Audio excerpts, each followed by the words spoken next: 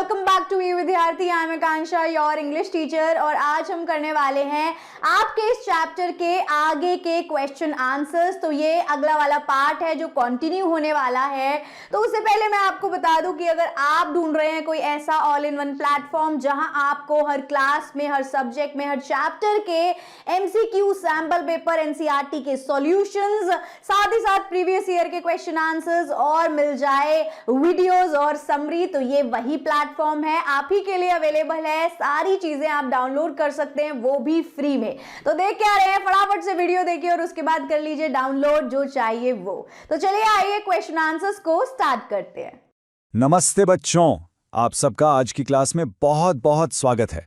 आज हम मिलकर इंग्लिश वोकैबुलरी की एक बहुत ही मजेदार एक्सरसाइज सॉल्व करेंगे। हम सीखेंगे सिनोनिम्स, यानी एक जैसे मीनिंग वाले वर्ड्स। तैयार हैं आप सब? चलिए शुरू करते हैं। तो हमारा टास्क है choose the correct synonyms for the underlined words. इसका मतलब है कि हमें कुछ सेंटेंसेस दिए जाएंगे जिसमें एक वर्ड अंडरलाइंड होगा। हमें उस अंडरलाइंड वर्ड का सही सिनोनिम यानी उसके जैसा मीनिंग वाला वर्ड ढूंढना है। और सबसे अच्छी बात यह है कि आंसर ढूंढने के लिए क्लू सेंटेंस के अंदर ही छिपा है। ये देखिए, ये है हमारा ऑप्शन बॉक्स। हमारे सारे आंसर्स इन्हीं 5 वर्ड्स में से हैं। चलिए एक बार पढ़ लेते हैं। जेनरस, हेल्प, ब्राइटनेस, इनडिस्क्राइबेबल और काइंड। हमें बस सही वर्ड को सही सेंटेंस के साथ मैच करना है। चलिए पहला सेंटेंस देखते हैं, जो कि एक एग्जाम्पल है। The king was beneficent to the poor because he took good care of them. यहां पर अंडरलाइंड वर्ड है बेनिफिसेंट। अब सोचिए इसका मतलब क्या हो सकता है। देखिए, सेंटेंस में ही हमारा क्लू है। लिखा है because he took good care of them, यानी क्योंकि वो गरीबों का बहुत अच्छे से ध्यान रखते थे। तो जो इंसान दूसरों का इतना ख्याल रखता है वो कैसा होता है? बिल्कुल सही, वो काइंड होता है, यानी दयालु। तो बेनिफिसेंट का सिनोनिम हुआ काइंड। देखा कितना आसान था, सेंटेंस ने ही हमें आंसर बता दिया। चलो अब अगले क्वेश्चन की बारी। ओके, अब है sentence number 2। He was munificent towards the needy and donated a lot for the health care.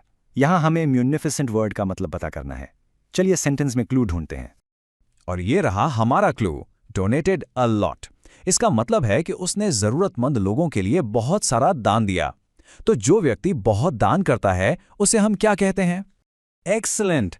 ऐसे इंसान को हम कहते हैं जेनरस। तो मुनेफिसेंट का मतलब हुआ जेनरस। बहुत बढ़िया। Let's move to the next one. अब है sentence number 3। When he lost his job all his friends gave him succour by supporting him with money. यहां हमारा वर्ड है सकर। कोशिश कीजिए इसका क्लू सेंटेंस में ढूंढने की। हमारा क्लू है सपोर्टिंग हिम विद मनी। जब उसकी जॉब चली गई तो उसके दोस्तों ने पैसों से उसे सपोर्ट किया। तो ये एक तरह का क्या हुआ? एग्जैक्टली, ये एक तरह की हेल्प हुई, यानी मदद। तो सक्कौर का सिनोनिम है हेल्प। Simple right? चलिए आगे बढ़ते हैं। When the sun's rays came into the dark room, the whole room was full of radiance. यहां हमारा वर्ड है radiance। इसका क्लू sun's rays यानी सूरज की किरणों से जुड़ा है। सोचो सोचो, इसे समझिए, जब सूरज की किरणें एक अंधेरे कमरे में आती हैं तो पूरे कमरे में क्या हो जाता है? रोशनी भर जाती है ना? तो इसका मतलब रेडियंस का सिनोनिम है ब्राइटनेस। बिल्कुल सही, रेडियंस का मतलब होता है चमक या रोशनी। और यह है हमारा आखिरी sentence. The little girl was speechless with ineffable joy when she got a birthday gift from her aunt. ये वर्ड इनएफेबल बहुत ही कमाल का है। चलिए इसका मतलब पता करते हैं। यहां पर सबसे बड़ा क्लू है स्पीचलेस। मतलब वो लड़की खुशी के मारे कुछ बोल ही नहीं पा रही थी। जब खुशी इतनी ज्यादा हो कि उसे हम शब्दों में बयान ना कर पाएं, तो ऐसी फीलिंग को क्या कहेंगे? ऐसी चीज जिसे डिस्क्राइब नहीं किया जा सकता, उसके लिए परफेक्ट वर्ड है इनडिस्क्राइबेबल। तो इनएफेबल का मतलब हुआ इनडिस्क्राइबेबल, यानी अवर्णनीय, जिसे शब्दों में बताया ना जा सके। फैंटास्टिक, हमने सारे वर्ड सक्सेसफुली सॉल्व कर लिए। चलिए अब फटाफट एक क्विक रिवीजन करते हैं ताकि आप सब अपने आंसर्स को डबल चेक कर सकें और अपनी नोटबुक में नोट डाउन कर लें। तो चलिए अपने फाइनल आंसर्स चेक करते हैं। बेनिफिसेंट का सिनोनिम है काइंड, म्यूनिफिसेंट का सिनोनिम है जेनरस, सकूर का सिनोनिम है हेल्प, रेडियंस का सिनोनिम है ब्राइटनेस और इनएफेबल का सिनोनिम है इनडिस्क्राइबेबल। आप यहां पर स्क्रीन को पॉज करके अपने आंसर्स आराम से लिख सकते हैं। So, our topic for today is archaic words. Now, archaic words are like the hidden treasures of a language. They're words that were used a long, long time ago, but we don't really hear them in everyday conversation anymore. So come on, let's see what our challenge for today is. Okay, listen carefully as I read the question on the screen. It says, you have learned about some archaic words. Some more archaic words are given below. Refer to a dictionary to find commonly used words which are similar in meaning. तो बच्चों, इसका मतलब क्या है? इसका मतलब है कि आपने पहले ही कुछ archaic words के बारे में सीखा है। अब नीचे कुछ और words दिए गए हैं। आपको एक डिक्शनरी यूज करनी है और उनके लिए ऐसे वर्ड्स ढूंढने हैं जो आजकल कॉमनली यूज होते हैं और जिनका मीनिंग बिल्कुल सेम हो। समझ गए? It's like a word matching game. All right, here are our 5 words for today. Let's go through them one by one. The first one is morrow.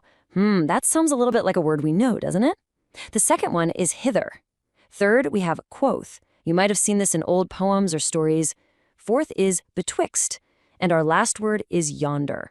Now, I want you to take a moment and think. What modern words do we use for these?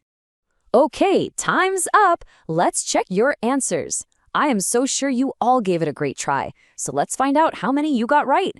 Get your notebooks and pens ready and write down the correct answers right along with me. Let's begin. Okay, let's start with our first word, which was morrow. The modern meaning is tomorrow or the next day. The morrow ka matlab hua aane wala kal. Simple, right? Now for our second word, hither. The modern meaning is here or to this place. Yani yahan ya is jagah par. Okay, third word. This one's fun. Quoth. The modern meaning is simply said. The quoth ka matlab hua kaha. Easy. Number 4 was betwixt, and its modern meaning is between. Jiska matlab hota hai do cheezon ke beech mein.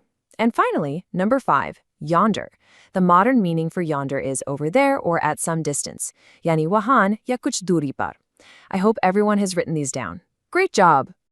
So I hope कि आपको question answers अच्छे से समझ आ गए हैं, एक एक question का आंसर मिल गया है। So इसी के साथ फिर मिलेंगे किसी और वीडियो में। Thank you so much for watching. Bye bye.